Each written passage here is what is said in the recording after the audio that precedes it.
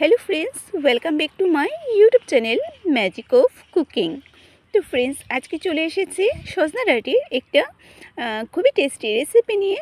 তো সজনা ডাঁটি মিষ্টি কুমড়ো দিয়ে আমরা সবাই ঘরে রান্না করি। আর সজনা ডাঁটির কিন্তু অনেক রকমের রেসিপি হয়ে থাকে। তো আজকে সজনা ডাঁটি দিয়ে মিষ্টি কুমড়ো রান্না করছি, আর সেটাই আজকে আমি আপনাদের সাথে শেয়ার করব। একদম সিম্পল রেসিপি।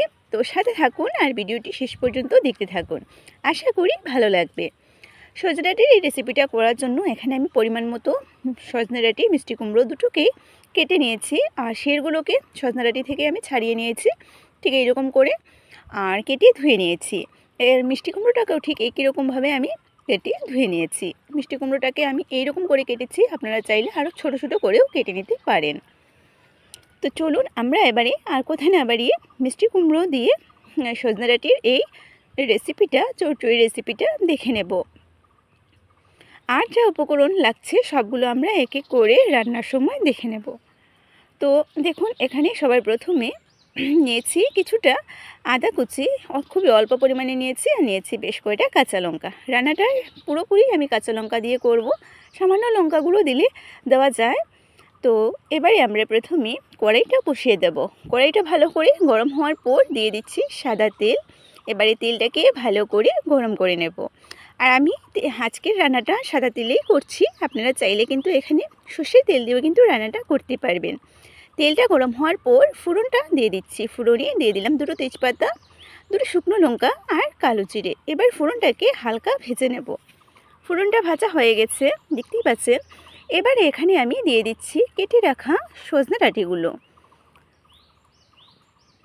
প্রথমে সজনে ডাঁটিগুলো আমি দিয়ে দিচ্ছি, সবগুলো সজনে ডাঁটি একই সাথে দিয়ে দিচ্ছি, আর পরিমাণ মতো নুনটা দিয়ে দেব। এবারে ভালো করে নুনটাকে মিশিয়ে নেব সজনে ডাঁটির মধ্যে, খুব ভালো করে। একটু সময় আমি এটাকে ভালো করে নাড়াচাড়া করে নিচ্ছি। তো খুব ভালো করে এটাকে নাড়াচাড়া করে নিয়েছি। এবারে এখানে কিন্তু আমি দিয়ে দেব সামান্য আদা কুচি, যেটা আমি কুচিয়ে রেখেছিলাম সেটাকে, আর দিয়ে দিচ্ছি 4-5টা কাঁচা লঙ্কা চেরা। এবারে আদা কুচিটাকে হালকা ভেজে নিতে হবে, তো সজনে ডাঁটির সাথে নাড়াচাড়া করে ভেজে নিচ্ছি। এবারে এখানে দিয়ে দেব মিষ্টি কুমড়োগুলো।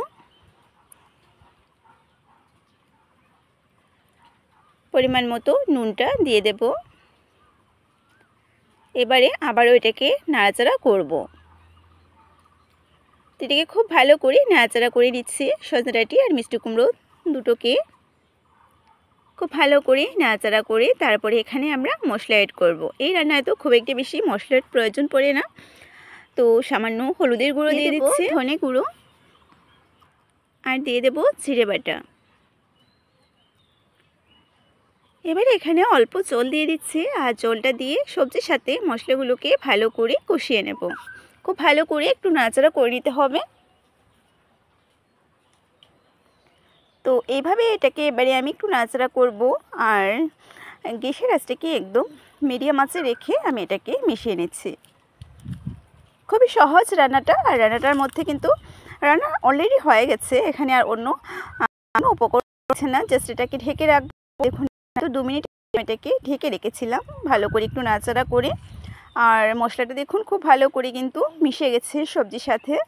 সবজিগুলো কিন্তু অনেকটাই কিন্তু দেখতেই পাচ্ছেন নরম হয়ে গেছে। এবারে এখানে পরিমাণ মতো জলটা দিয়ে দেব। তো এখানে গরম জলটা দিয়ে দিচ্ছি সজনে ডাঁটিগুলো যাতে খুব ভালো করে নরম হয়ে যায়, সেই জন্য সজনে ডাঁটিগুলো সেদ্ধ হওয়ার জন্য একটু জল দিয়ে দিলাম। এবারে এটাকে ঢাকনা দিয়ে ঢেকে রাখবো।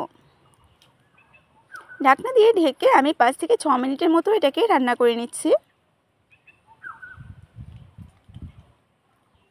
যারা প্রথমবারের মতো আমার আজকের এই ভিডিওটি দেখছো, তারা ভিডিও শেষ পর্যন্ত দেখবেন। ভালো লাগলে লাইক করবে, শেয়ার করবেন, আর সাবস্ক্রাইব করে চ্যানেল বেল আইকনটিকে ক্লিক করে রাখবেন, যাতে আমি যখন ভিডিও আপলোড করব সেটার নোটিফিকেশন আপনাদের কাছে পৌঁছে যেতে পারে। আর কমেন্টের মাধ্যমে অবশ্যই জানাবেন কেমন হয়েছে রেসিপিটা।